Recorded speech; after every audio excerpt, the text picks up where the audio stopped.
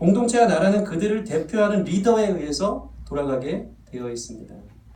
리더에 대해서 실망하기도 하지만 리더가 없으면 사회는 돌아가지 않습니다. 그래서 좋은 리더를 모두가 찾고 있는 것입니다. 그렇다면 리더는 무엇입니까? 자신에게 주어진 권위가 있죠. 그 권위를 바탕으로 구성원들의 신뢰를 쌓아가며 공동체를 이끌어가는 존재입니다. 이 권위와 신뢰의 두 가지 균형을 잘 생각하셔야 하는 것입니다. 리더는 참 중요합니다. 어디로 가는지 방향도 결정해야 하고요. 또 어떻게 가야 하는지 속도와 그 방법도 결정해야 되는 것입니다. 권위주의적 리더십이 있습니다. 자신이 원하는 방향으로 빠르게 데리고 갑니다. 그러나 수많은 사람들이 그 속도를 맞추지 못하고 뒤처지거나 나가 떨어져 갑니다. 다소 비인격적으로 느껴지죠. 권위주의적 리더십. 그런데 의외로 권위주의적 리더십에 매력을 느끼는 사람들이 참 많이 있습니다. 방향이 어찌됐건 뭔가 강하게 끌고 가니까 거기 뭔가 있어 보이는 것입니다. 자신의 삶을 맡겨도 될 것처럼 리더가 가지고 있는 강한 확신에 끌리는 것입니다. 의외로 사람들은 여러분 수동적인 것을 참 좋아합니다. 이 사람이 강하게 끌고 가면 대신 결정해 줄 것 같고 대신 생각해 줄 것 같고 대신 책임져 줄 것 같기 때문에 편한 거죠. 왜냐하면 난 이렇게 있으니까 날 끌고 가주세요. 자기 삶의 책임을 이렇게 이양하는 것에 대해서 편하게 생각하기 때문에 강하게 끌고 가는 이 권위주의적 리더십에 순응하기가 참 쉬운 것 같습니다. 이에 반해서 완전 반대의 리더십이 있습니다. 요즘 유명한 거죠. 서번트 리더십, 섬김의 리더십 또는 공감의 리더십. 오늘은 참 필요한 리더십인 것 같습니다. 섬김의 모습으로 구성원들에게 감동과 감화를 줍니다. 그러면 안 되는 위에 있는 그 권위와 권력과 자리 속에서 위에 있는 사람인데 오히려 낮은 곳에 섬기는 모습 자체가 그 사람을 더 권위 있게 만들고 신뢰를 갖게 한다는 것입니다.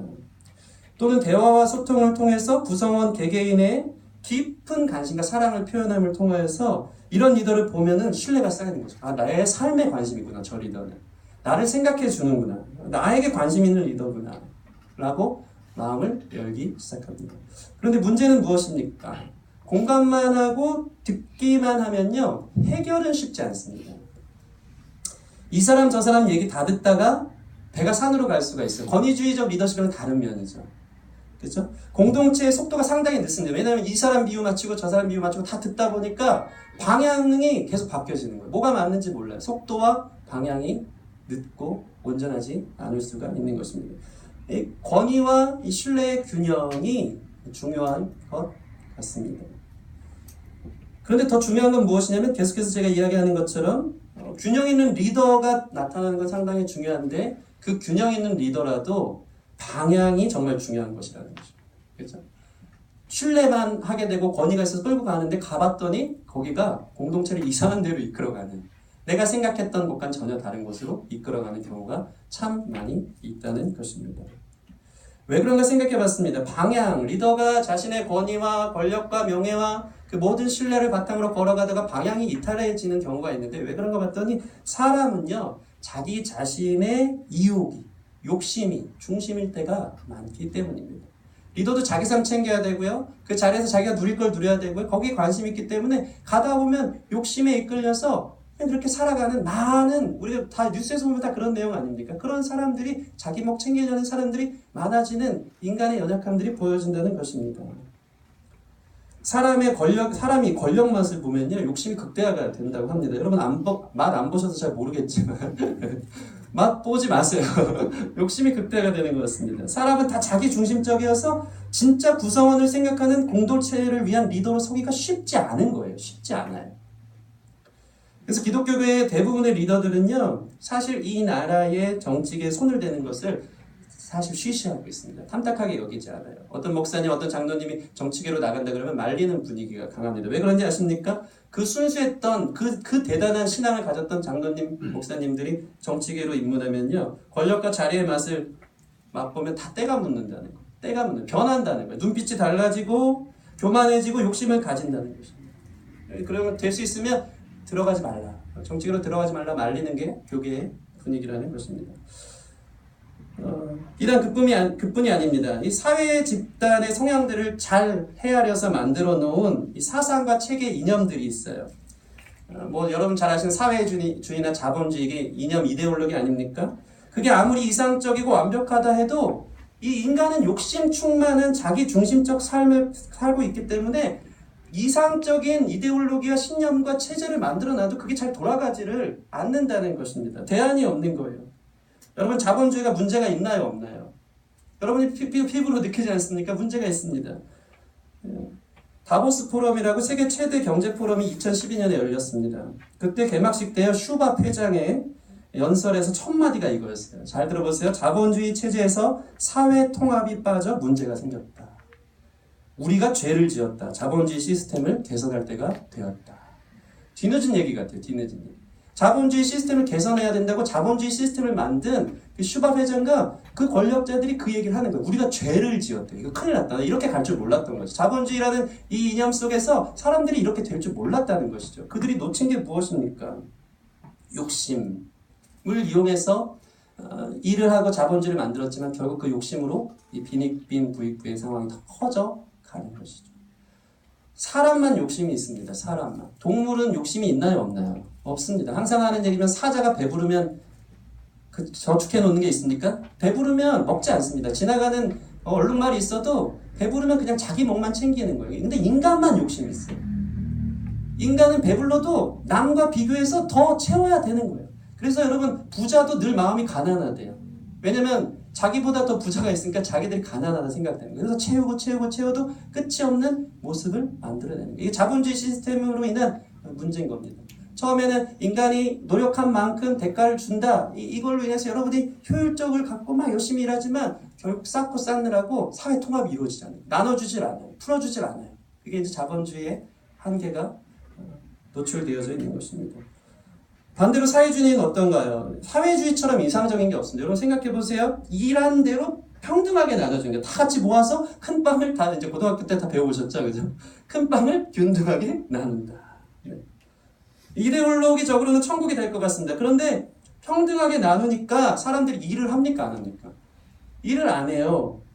노동에 타당한 대가 지불이 없으면 일을 안 하는 게 인간이에요. 내가 이렇게 노력했는데 난 진짜 남들보다 더 열심히 노력했는데 나한테 돌아온 건 평등해. 이 인간의 심리가 이게 나로 하여금 열심히 효율적으로 일하지 못하도록 만드는 것입니다. 자기에게 돌아오는 게 없으니까 효율이 떨어집니다.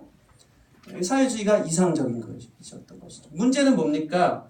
더 웃긴 건 사회주의는 정말 그렇다고 평등합니까? 여러분 잘 아는 사회주의가 정말 평등합니까? 아니요. 사회주의에도 부자와 가난한 사람이 존재하고 있는 것입니다. 인간의 욕심을 배제할 수가 없기 때문에 아무리 논리적으로 이상적으로 좋은 체제와 이념을 만들어도 욕심에서 벗어날 길이 없는 것입니다. 그게 사람 사는 세상의 한계고요. 제대로 된 리더에 대한 목마름은 끝도 없이 그러나 공동체이기 때문에 대표를 찾고 돌아가는 쳇바퀴의 인생이 오늘날 지구의 역사라는 것입니다. 그래서 이러한 사람의 한계, 이념의 한계를 인정하는 것부터가 성경적인 가치관인 줄 믿습니다. 사람에게 소망이 없다라는 것을 인정하는 것. 거기서부터 시작되는 줄 믿습니다. 그래서 오직 참된 리더는 인간을 위해 이 땅에 오신 예수님밖에 없는 줄 믿습니다. 아멘이 원래 쏘기 아멘! 이렇게 터져나오고 그래야 되는데. 그렇지. 다시 처음부터 설교를. 네.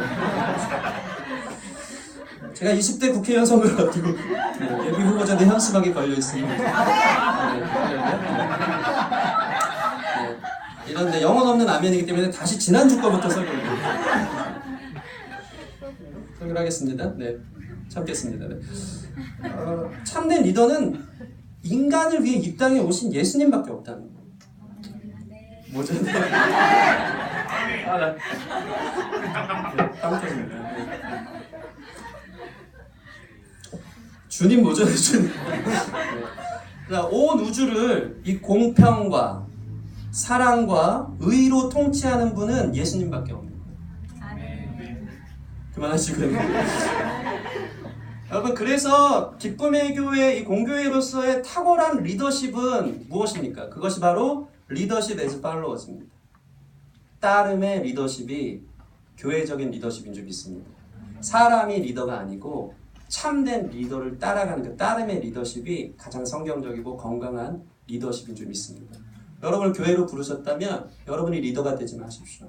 주님을 리더로 삼고 따라갈 때 가장 아름답고 가장 이상적이고 천국, 의와 평강과 기쁨이 있는 여러분의 삶과 인생이 되어질 줄 믿습니다. 여러분 우리 교회 리더가 누굽니까? 유현 목사님입니까? 아니면 저입니까? 아닙니다. 교회 리더는 교회의 머리 대신 예수님인 줄 믿습니다. 우리 옆 사람 보면서 예수님이 교회의 리더입니다. 여러분 이것은 이 교회를 이야기하는 교역자들에게만 주어진 따름의 리더십이 아닙니다. 여러분 사람 한 사람 여러분이 리더가 되어지는 줄 믿습니다. 리더는요 자리라고 한다면 리더십은 영향력이에요. 사람은 누구나 누구에게 영향을 주고받고 있어요. 자기가 무엇을 입고 있는지, 자기가 어떤 모자를 썼는지, 자기가 어떻게 행동하는지, 여러분의 말투가 어떤지가 여러분도 모르게 다 닮아가는 거예요. 영향을 주고받고 있는 거예요. 영향을 주고받는 이 상황 속에서 여러분의 영향력이 세상적이라면 그것은 교회가 주는 아름답고 온전한 모습이 아니에요. 여러분의 영향력이 예수님을 닮은 영향력이라면 그게 진짜 리더고 그 영향력이 진정한 리더십으로 발휘되는 줄 믿습니다. 그런 의미에서 여러분 모두가 리더예요. 그런 의식이 있는 게 크리스찬의 모습인 줄 믿습니다. 남을 의식하고 사는 거예요. 내 행동거지 하나하나, 내 말 하나하나, SNS에 올리는 내 사진 하나하나가 영향력을 주고 있는 거예요. 그들에게 나는 이런 사람이니까 나 닮을래? 라고 초청하고 있는 거예요. 그게 리더로서의 자리에 대한 부담감이에요. 여러분 자리가 아무리 낮고 천할지 모르지만 교회로 부른 여러분에게는 이 고귀한 리더십이 하나님이 부르신 사명인 줄 믿습니다. 그렇게 살아가는 게 상당히 중요하다는 것입니다. 그래서 여러분 모두에게 필요한 리더십은 오늘 이 말씀을 통해 저와 여러분이 함께 나누기를 원하는데 그 탁월한 그 리더십은 무엇이냐면 예수님을 따름의 리더십이 되어야 한다는 것입니다. 이것이 주님의 몸된 교회를 부르시는 저와 여러분을 향한 부르심인 줄 믿습니다. 여러분 예수님은 어떤 리더였습니까? 말씀을 찾아보겠습니다. 요한복음 10장 11절에서 15절 말씀입니다. 찾으실 분 찾으시고요. 앞에도 나와 있습니다. 예수님의 리더십을 가르쳐 드릴게요. 어떤 리더십이길래 그렇게 탁월한가? 어떤 리더십이기에 세상 군왕들과 차이가 있는가? 나눠드리도록 하겠습니다. 요한복음 10장 11절에서 15절 같이 시작. 나는 선한 목자라. 선한 목자는 양들을 위하여 목숨을 버리거니와 삭구는 목자가 아니요 양도 제 양이 아니라 이리가 오는 것을 보면 양을 버리고 달아나나니 이리가 양을 물어가고 또 해치느니라. 달아나는 것은 그가 삭구된 까닭에 양을 돌보지 아니함이나 나는 선한 목자라. 나는 내 양을 알고 양도 나를 아는 것이 아버지께서 나를 아시고 내가 아버지를 아는 것 같이 나는 양을 위하여 목숨을 버리니라. 아멘. 여러분 우리 예수님이 얼마나 멋진 리더입니까? 예수님이 가진 리더십은 선한 목자 리더십이에요. 선한 목자 리더십. 목자에는요 삭군 목자와 선한 목자가 있습니다. 삭군 목자는요 자기 욕심만 챙기는 세상 군왕 같은 이전에 얘기한 그렇게 빠지기 쉬운 연약한 인간의 모습의 리더십 모습이고요. 삭군 목자 리더십. 근데 선한 목자는 다릅니다. 선한 목자는요 자기가 없어요. 그게 예수님의 리더십입니다. 오직 양떼를 위해 존재합니다. 양을 책임집니다. 이리가 물어가면요 자기 목숨을 내어놓고서라도 끌어내는 게 선한 목자 리더십입니다. 여기에 소망이 있는 줄 믿습니다. 그리고 심지어는 양을 알아요. 공감, 소통에 리더십 다 있어요. 양을 알아요. 양의 이름을 압니다. 양을 소유하려고 하죠. 자기 권력을 유지하기 위한 소유로 생각하지 않습니다. 양의 필요를 알고 양의 미래를 채워주는데 모든 관심이 있는 것이 선한 목자 되신 주님의 리더십이라는 것입니다. 심지어는요 양이 생명을 얻기 위해서 자신의 생명을 내어 던지는 것, 이런 리더는 세상에 없는 것입니다. 그분이 참 리더이며 그 리더십이 바로 선한 목자 리더십인 것입니다. 여러분 성경은요 이 목자와 양의 비유를 많이 드러내고 있습니다. 하나님과 우리의 관계를 하나님은 예수님은 목자 우리는 양이라고 비유하고 있어요. 이 격차가 너무나도 멋있는 것 같아요. 이 양처럼 무능한 동물이 없기 때문에 사람을 그렇게 비유하고 있는 거예요. 연약한 양과 같은 존재에게 바라볼 수 있는 유일한 소망은 선한 목자이신 예수님밖에 없다는 것을 가르쳐주고 싶었다는 것입니다. 이 양이 참 재밌습니다. 양처럼 어리석고 무능한 동물이 없습니다. 양은 멀리서 볼 때나 하얗지요. 가까이 가면 아주 더럽습니다. 저 여러분이 양이지 않습니까? 네. 가까이 갈수록 조심하세요. 네. 육체적인 더러움을 이야기하는 부분도 들어 있습니다. 양의 뿔은요 공경용이라고 하기에는 너무나 형편없습니다. 관상용입니다. 둥글게 말려서요 그냥 자기들끼리 서열 다투려고 들이받을 때나 쓰지 뾰족하지 않아요. 다른 동물로부터 자신을 보호한다거나 자신이 공격하기에 뾰족한 무기가 되지도 못하는 거예요. 기가 막히지 않습니까? 양으로 비유하셨다는 것이. 그런데다가 양은 심각한 근시입니다. 심각한 근시. 앞을 잘 못 봐요. 사물을 거의 분별 못합니다. 앞을 못 봅니다. 심지어 양은 헤엄도 잘 못 칩니다. 모든 동물은요, 바다나 물에 빠지면요, 자연스럽게 개헤엄을 쳐서 살아납니다. 근데 양은요, 본능적으로 물에 빠지면 죽을 것 같아요. 왜냐하면 자기 몸이 털로 너무나도 이렇게 부풀려져 있기 때문에 물에 빠지면 무게가 상당히 젖어서 가라앉을 만큼 돼 있는 걸 본능적으로 알기 때문에 물을 두려워합니다. 양이 이렇게 무능한 존재라는 것입니다. 시편 23편에 보면 여호와는 나의 목자시니 내게 부족함이 없어요. 양에 대해서 비유하면서 어떤 비유가 있습니까? 그가 나를 푸른 초장에 누이시며 쉴만한 물가로 인도하시는도다. 선한 목자된 주님이 우리를 그렇게 인도하신다. 푸른 초장으로 누이시며, 우리는 목자 생각하면 되게 편한 직업이라고 생각할 때가 있습니다. 양을 목초지에 풀어놓고 그늘나무 밑에서 기타 치면서 띵까띵까하는 배짱이 정도로 생각할 때가 있습니다. 그런데 양처럼 많이 먹는 동물이 없습니다. 찔리십니까? 양은요, 목초지에 갖다 놓으면요, 그거 막 뜯다가 금방 먹고 또 먹어야 돼요. 하루 종일 먹어야 돼요. 하루 종일. 그게 그들의 낙입니다. 그러니까 선한 목자가요, 여기서 먹는 동안 다른 거 할 게 없어요. 다른 동산에 빨리 뛰어가요. 바빠요. 목자는 바빠요. 다른 동산에 뛰어가서 그 양이 먹을 수 있는 목초지를 또 찾아야 되는 거예요. 쉴 새 없이 바쁩니다. 심지어는 푸른 초장, 쉴만한 물가라고 인도하시죠. 이 쉴만한 물가는 양은 물을 무서워한다 그랬잖아요. 쫄쫄 흐르는 개울물도 마시는 걸 무서워합니다. 그러니까 목자가 어떻게 합니까? 개울만 가면요, 돌을 놔서 댐을 쌓아야 돼요. 잔잔한 호수처럼 만들어놔. 그래야지 먹으니까. 얼마나 이 비유 맞추기 힘든 게 양입니까? 그만큼 선한 목자는 바빠요. 여러분을 향한 선한 목자 되신 예수님은 오늘도 쉬지 않고 일하시는 줄 믿습니다. 여러분의 삶의 형편을 다 아시고요, 그걸 다 인도해 나가세요. 여러분의 삶을 쉴만한 물가로 인도하시려고 지금도 일하시는 거예요. 그분께 우리의 삶의 주권을 맡겨드릴 때 여러분은 그 어떤 것보다 맛있는 밥을 먹을 수 있을 줄 믿습니다. 그래서 이 양과 같은 사람들에게는 선한 목자가 필요한 거예요.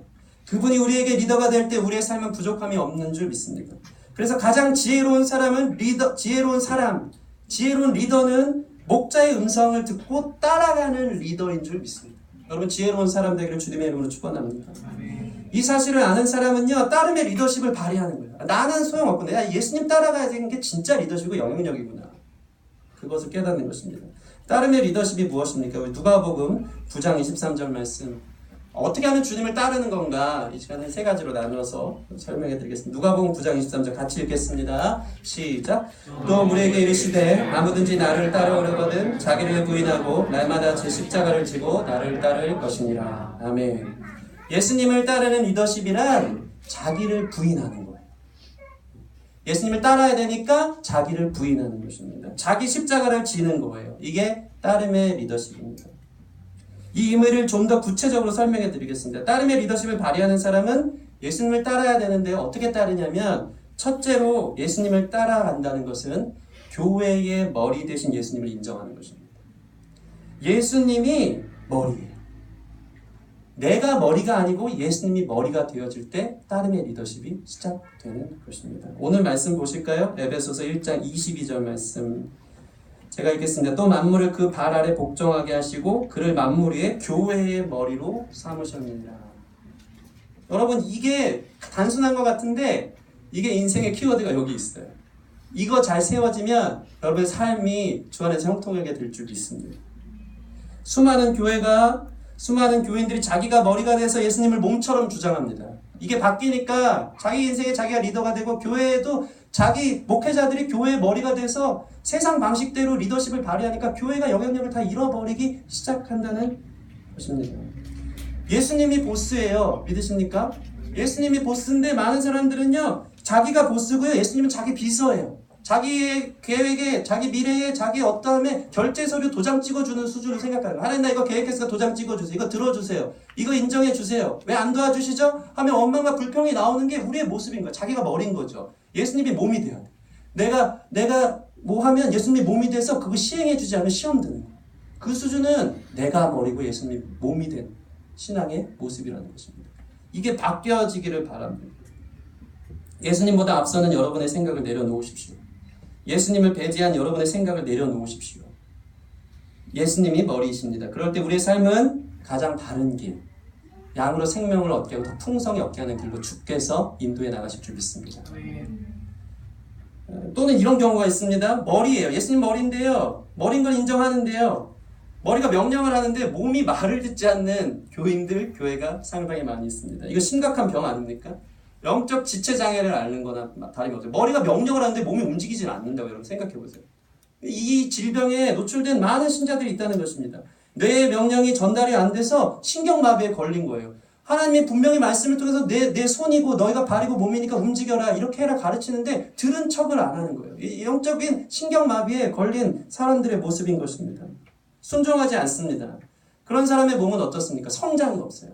자라지 않아요. 마비가 걸려서 지체로 살아갑니다. 에베소 4장 15절 말씀 이런 말씀이 있습니다. 오직 사랑 안에서 참된 것을 하여 범사에 그에게까지 자랄지니라. 그는 머리니 곧 그리스도라. 예수님을 머리로 하는 사람의 삶은 변화가 있는 줄 믿습니다. 예수님을 머리로 하는 사람의 삶은 자라가요. 여러분의 신앙생활이 10년, 20년 신앙의 연수를 자랑하는 게 중요한 게 아니고 여러분 변화가 있습니까? 여러분 신앙생활하면서 예배에 나와서 말씀을 들으면서 오늘과 어제가 다른 삶을 살고 계십니까? 이게 아니면 예수님이 머리로 계속 메시지를 주시고 말씀하시는데 늘 걸러듣는 거예요. 좋은 말씀만 듣고 소비하고 이건 너무 불편하니까 시험 들고 예수님 그렇게 하지 마세요. 변화되지 않으려고 마음에 결심을 한 신자들이 너무 많은 거예요. 머리로 명령을 하는데 들을 생각을 안 하는 거예요. 그러니까 변화가 없는 거예요. 성장이 없는 거예요. 이게 머리와 몸이 병든 모습의 증상을 보여주는 것입니다.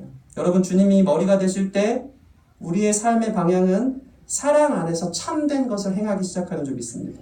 그리고 생명을 향해 자라가는 줄 믿습니다.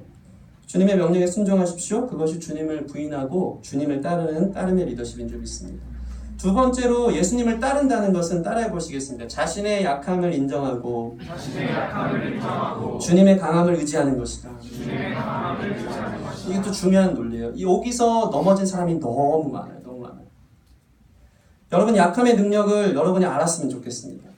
사도 바울은 이 약함이 능력이다. 약함이 곧 강함이다라는 포인트를 여러 차례에서 이야기하고 있습니다.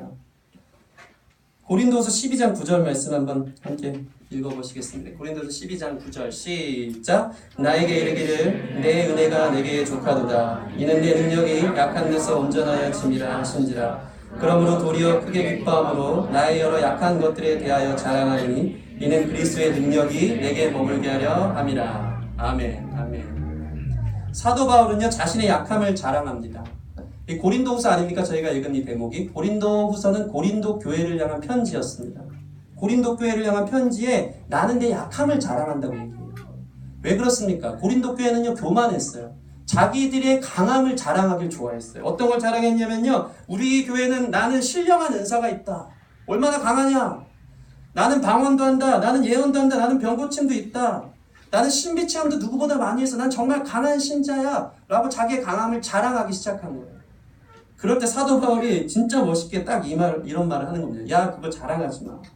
그거 자랑하지 마. 그거 자랑 아니야. 여러분, 사도 바울의 신비체험은요, 사실 고린도 교회 성도들이 신비체험한 게 비하면요, 게임도 안 되는 더 고차원적 신비체험을 한 사람입니다. 사도 바울은 기도하다가요 3층 천을 체험했다. 이게 뭔지 아십니까? 천국의 천국을 경험한 사람입니다. 근데 사도 바울은 강함을 강함으로 상대하지 않아요. 나는 이런 은사가 있어, 나는 이런 신비체험이 있어 할 때 나는 그거보다 더 큰 신비체험이 있어, 어디 까불어라고 나아가지 않아요. 사도 바울의 능력은 어떻습니까? 사도 바울은요 자기가 텐트 메이커를 하지 않았습니까? 텐트 메이커 하기 위해서 손수건, 땀 닦는 손수건을 갖고 병든 사람에게 얹은 즉 나음을 입었던 능력을 가진 사람이에요. 여러분 얼마나 신령한 능력입니까? 이 능력이 저는 좀 사모하는데요. 하나님이 일하시면 막 손수건 던지는데 막 낫고 막 눈이 뜨고 막. 네. 사도 바울은 그게 능력이었던 사람이에요. 근데 그걸 자랑하지 않아요. 그리고 뭘 자랑하는지 아십니까? 자기 약함을 자랑해요. 그 약함이 뭔지 아십니까? 나 간질병 있는 사람이에요. 사도 바울에게 주신 약함이 있었어요.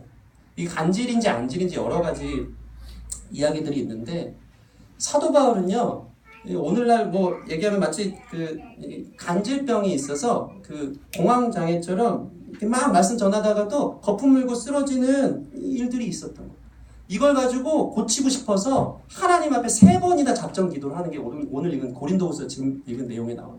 3번 사도 바울이 작정 기도했다는 것은 여러분 레벨로 생각하시면 안 됩니다. 이분의 작정 기도는 금식은 기본이고 아마 40일씩 전혀 기도에 힘쓰면서 나 이거 고쳐달라고. 나 주님 사역해야 되는데, 주님 교회 세워야 되는데, 선교 현장을 해서 열심히 뛰어야 되는데 이거 고쳐달라고 3번이나 기도했던 사람인 거예요. 근데 주님이 그거 고쳐줬습니까? 안 고쳐줬습니까? 안 고쳐줬어요. 그리고 나서 저희가 읽은 이 본문이 등장하는 거예요. 주님이 나 안 고쳐줬는데 내게 은혜가 족하다. 나는 이 간질병을, 내 약함을 자랑한다. 왜 그런지 아십니까? 간질병이 있으니까 겸손해지거든요.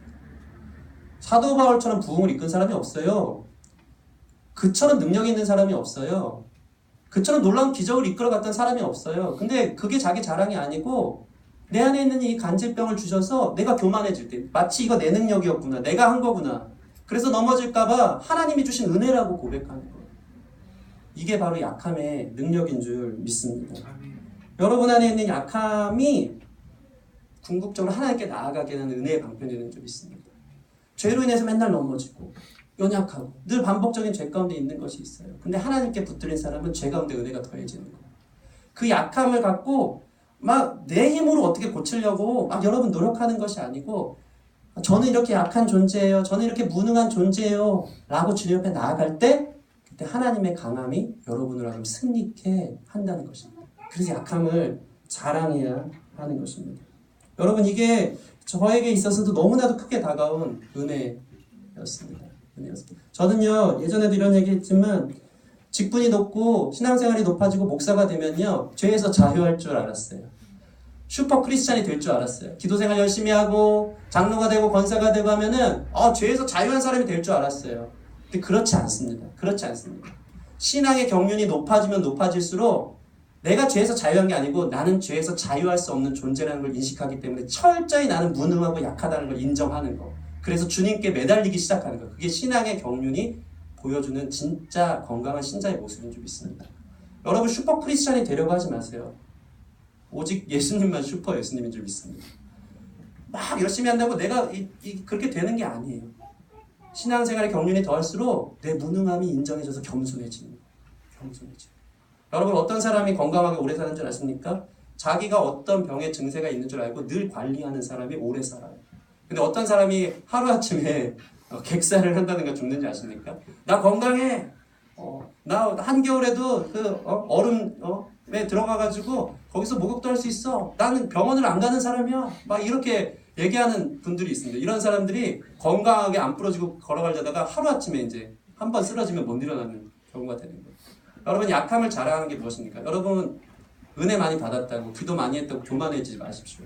여러분 안에 있는 약함 자랑, 기도 많이 할수록 하나 교만해지면 안 돼. 왜냐면 이걸로 또 나 넘어질 수 있어. 난 약한 존재야. 나를 관리해야 돼. 나 하나님 아니고는 단 한순간도 주님 기뻐하는 삶을 살 수 없는 너무 연약한 존재야. 그걸 인정하는 게 신앙생활 오래 할수록 생겨져야 되는 모습이라는 것입니다.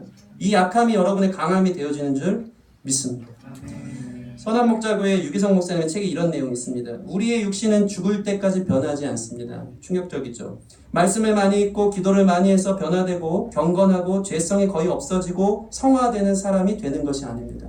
여전히 더 가지고 싶고 더 먹고 싶고 더 누리고 싶어 합니다. 성적인 욕구, 음란함에 대한 유혹도 나이가 많아진다고 달라지는 것이 아닙니다.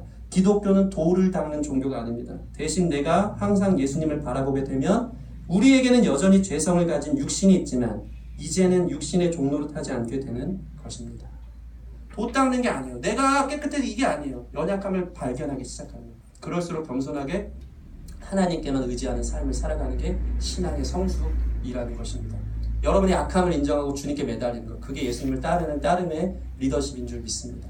자기 수준으로 승리하려면 승리할 수 없어요. 그러나 약함을 인정하고 하나님 매달릴 때 그때 더 크고 강한 일, 내게 능력 주시는 자 안에서 내가 무엇이든지 능히 할 수 있는 일이 벌어지는 줄 믿습니다.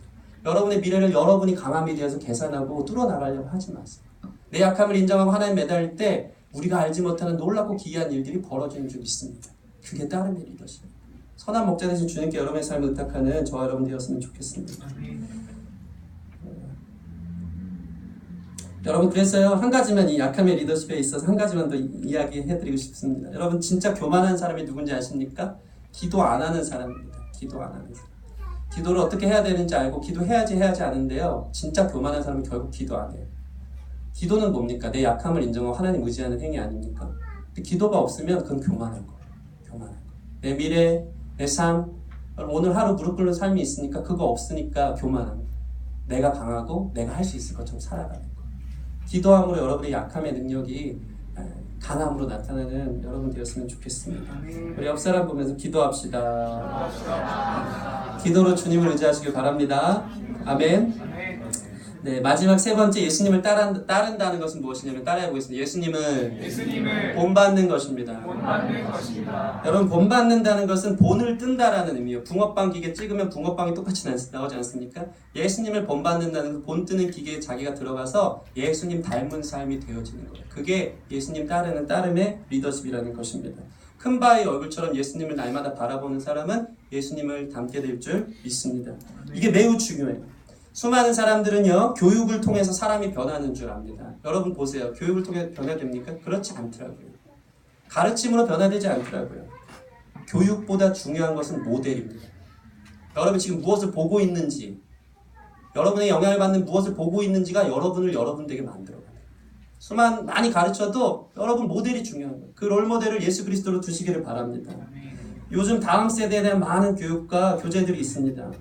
수많은 프로그램들이 아이들의 전인격적인 관심들을 가는 교육들이 상당히 교회 안에 많이 있습니다. 교육이 많죠. 교육이 많습니다. 그런데 그 아이들은 사실 일주일에 한 번 베이비시팅 하듯이 교회에 와서 딱 1시간 반 정도 잘 준비된 교육을 받고 갈 뿐입니다. 그리고 일주일 내내 삶 속에서 누굴 보고 있죠? 부모님을 보는 거예요. 신앙생활 교육을 아무리 잘해도 일주일 동안 부모님이 믿는 집안이든 안 믿는 집안이든 그 사람이 어떻게 사는지가 자기가 돼요. 늘 보고 사는 게 그거니까. 모델이 부모님이니까 그거 보면서 자기가 만들어져 가는 거예요. 그러니까 교육보다 중요한 게 모델인 것이죠. 부모 영향받고 나든 싫은 모습들이 닮아가기 시작하는 겁니다. 우리 승리가 정말 무서울 때가 있습니다. 저를 기가 막히게 전 가르친 적 없습니다. 교육한 적이 없습니다. 근데 말투를 기가 막히게 따라합니다. 요즘 제일 많이 하는 말이 그거예요. 아 뭐야. 장난감마다 뭐 떨어져. 아 뭐야. 너무 깜짝 놀랐어요. 난 그런 거 교육하기 싫거든요. 정확하게 따라하는 거예요. 막 이런 말투도 따라합니다. 허허, 재밌네? 다 잡았나? 이게, 이런 영혼 없는 말투를 저는 가르쳐 준 적이 없는데, 정확하게 따라하는 거예요. 허허, 재밌네? 허허, 이거 재밌네? 무서워요. 모델이 저예요. 부모를 보고 사니까 교육하지 않아도 그냥 그 사람이 되어지는 거예요. 저를 닮아서 음악을 좋아합니다. 그리고 성격이 불같습니다. 그건 누굴 닮은 건지 모르겠습니다. 이러고 던져놓고.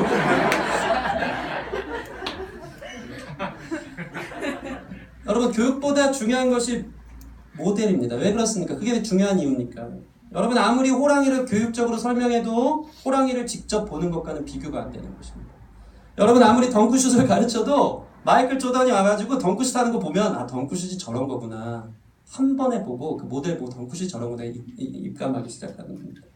골프를 칠 때 벙커에 빠진 상황인데 그 시간에 골프 교본을 찾기 시작하는 거야. 벙커에 빠졌을 때 몇 번 아이언으로 쳐서 저 그린에 올려야 되지. 아무리 교육을 한다고 삽시간에 되지가 않습니다. 그때 타이거 우즈가 와가지고 한번 본을 보여주는 겁니다. 이거는 7번 아이언으로 툭 치면 그린에 올라가는 거야. 그 본을 보여주는 게 중요한 거죠. 본을 보여주는 거. 예수님을 따른다는 것은 예수님을 닮아가는 거. 예수님을 바라보는 것을 믿습니다. 그래서 예수님은요, 한 번도 우리를 학자로 교육받는 사람으로 부른 적이 없어요. 증인으로 부르는 것입니다. 증인이 뭐죠? 본 것을 말하는 사람. 예수님을 본 사람이 예수님 닮아가고 증인이 되어준 줄 믿습니다. 교육이 많은 효과가 있죠. 가르침은 상당히 중요합니다. 예수님은 가르치고 전파하고 치료하셨습니다. 그러나 그 인격 자체로 들어가는 것, 그분을 닮아가고 바라보는 것, 이것이 중요한 줄 믿습니다. 여러분, 사람은 보는 것을 닮습니다. 여러분의 롤모델이 예수님이 되는 것, 그것이 따름의 리더십입니다. 예수님을 본받으면요, 예수님의 수준의 장성한 분량에 이르는 것입니다.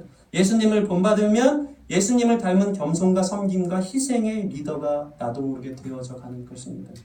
예수님을 본받으면 많은 사람을 생명의 길로 인도하는 진짜 리더십이 여러분 삶을 통해서 펼쳐질 줄 믿습니다. 그래서 사도 바울은 늘 이걸 자랑하고 있습니다. 고린도전서 11장 1절 말씀 같이 읽어보겠습니다. 시작. 내가 이거 제가 안 드렸나요? 네. 있습니까? 네, 같이 시작. 내가 그리스도를 본받는 자 된 것 같이 너희는 나를 본받는 자라. 얼마나 멋있는 말입니까? 사도 바울이 교만해 보입니까? 너 나 본받으라고. 왜 그런지 아십니까?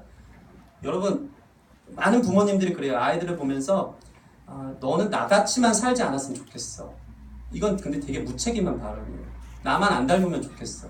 자기는 마음대로 살고 너가 날 안 닮으면 좋겠다라고 그냥 그렇게 합리화하는 경우가 많습니다. 근데 부모가요, 아이에게 기도로 축복해주면서 나를 닮으라고 고백하기 시작하잖아요. 그럼 부모에게 책임감이 생겨요.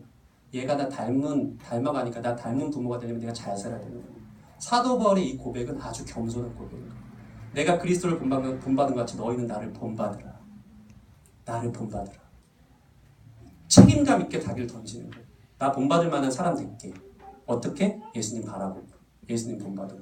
너 나를 본받아. 이 고백이 따름의 리더십에서 나오는 고백인 줄 믿습니다. 여러분 옆 사람 보면서 이렇게 한번 이야기하겠습니다. 너는 나를 좀 본받아라. 네. 부끄럽습니까? 네. 네가 날 본받으면 큰일 나. 그럴수록 더 선포하세요. 더 선포하세요. 너 나를 본받으라고. 그럼 여러분 본받을 만한 사람 되도록 자기 자신을 세팅해 가는 줄 믿습니다. 다시 한번 옆 사람한테 얘기하세요. 나를 좀 본받으라고. 못하고 있어 내가. 그럼 저와 여러분 되었으면 좋겠습니다. 이것이 진정한 리더십 에즈 팔로워입니다. 여러분이 이런 사람이 될 때 여러분은 여러분이 거하는 가정에서, 직장에서, 모임에서 가장 영향력 있고 탁월한 리더가 되는 줄 믿습니다. 자기에게 능력이 없어요. 머리 대신 주님을 따르고 내 약함을 인정하고 주님을 닮기 위해서 노력해갈 때 다른 목적 갖지 않고 그렇게 주님 닮기 위해 노력할 때 어느 순간 나는 세상에서 가장 강력한 리더가 되어 있는 것입니다. 우리 기쁨의 교회 성도들이 그러한 성도들 되었으면 좋겠습니다. 오늘 말씀 마지막으로 한번 다시 한번 읽어보겠습니까? 에베소서 1장 22절에서 23절 말씀 같이 시작. 또 만물을 그 발 아래 복종하게 하시고 그를 만물의 교회의 머리로 삼으셨느니라. 교회는 그의 몸이니 만물 안에서 만물을 충만하게 하신 이의 충만함이니라. 아멘. 여러분 이 말씀은요, 세상의 질서, 세상의 리더의 원리가 잘 나와 있습니다. 그게 무엇입니까? 22절을 보면요, 세상의 만물은 예수 그리스도의 발 아래 복종하게 되어져 있다는 거예요. 세상보다 누가 위에 있어요? 예수님이 위에 있다는 것입니다. 그런데 예수님은 교회의 머리 되시고 우리는 그의 몸이 되어지기 때문에 23절을 보면요, 만물 안에서, 즉 세상 안에서 세상을 충만하게 하는, 그 충만케 하는 존재가 예수님을 머리로 한 몸을 통해서 세상으로 흘러가게 한다는 의미입니다. 이해되십니까? 더 쉽게 설명을 해드리자면 예수님 밑에 교회인 여러분이 있고 교회 밑에 만물을 충만하게 하는 세상이 있는 것입니다. 세상이 근데 이게 바뀌어버렸어요. 리더십이 바뀌어버렸어요. 교회가 세상에게 지탄을 받는 시간이 그런 교회가 돼. 그러니까 능력이 없어져요. 예수님의 머리만 되고 내가 우리에게 그 건강한 몸이 되어지면 우리는 세상을 아름답게 천국으로 바꿔갈 수 있는 그 질서가 원래 하나님의 계획 가운데 있는 것입니다. 이게 다 뒤바뀌어버린 거예요. 예수님 머리가 아니고 내가 머리가 되니까 세상에서 맛을 잃은 소금이 되어져서 교회가 제 자리를 잃어버리기 시작했다는 것입니다. 여러분, 제가 마무리하면서 여러분에게 이 격려를 좀 드리고 싶습니다. 여러분은 만물을 새롭게 하는 교회인 줄 믿습니다. 그 거룩하고 높은 부르심을 여러분 부른 거예요. 도덕과 윤리의 삶 이상의 삶을 살아내도록 하나님이 부르신 거예요. 여러분 그렇게 위대한 존재입니다. 이게 우리로 하여금 거룩한 자부심을 만드는 것입니다. 여러분 그런 세상을 바꾸는 존재라는 거예요.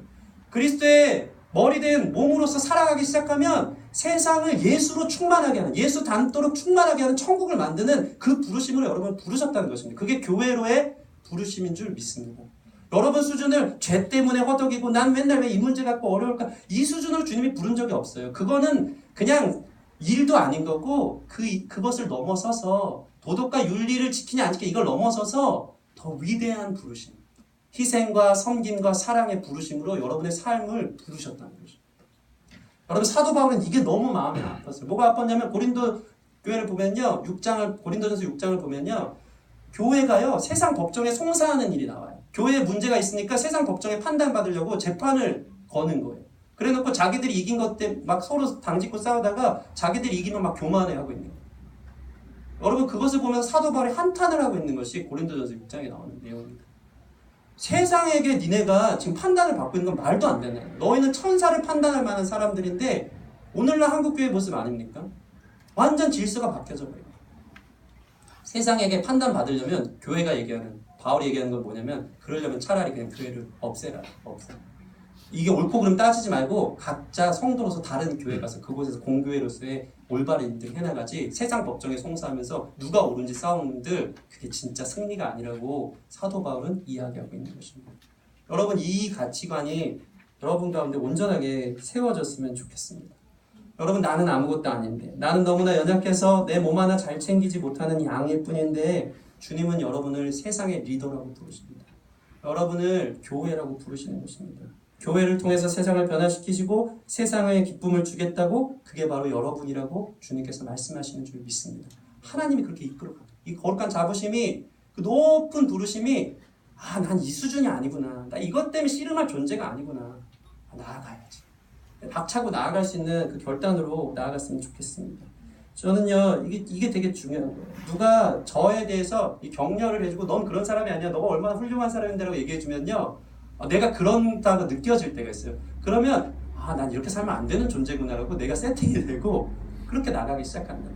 요한 목사님이랑 저랑 보면요, 맨날 서로 칭찬하기 바쁩니다. 요한 목사님은요, 이게 녹화해서 좀 그런데요, 맨날 저에게 야, 너가 나중에 명지대 교목실장이 될 것 같아. 그럼 저는 어떻게 합니까? 야, 말도 안 되는 소리, 큰일 날 소리 하지 말라고 어이없이 웃어요. 어이없이 웃어요. 근데 요한이 심각하게, 요한 목사님 저한테 그런 얘기합니다. 아니, 내가 사람 보는 촉이 있어. 너가 거기 그 수준이야. 이렇게 막 얘기를 하는 거예요.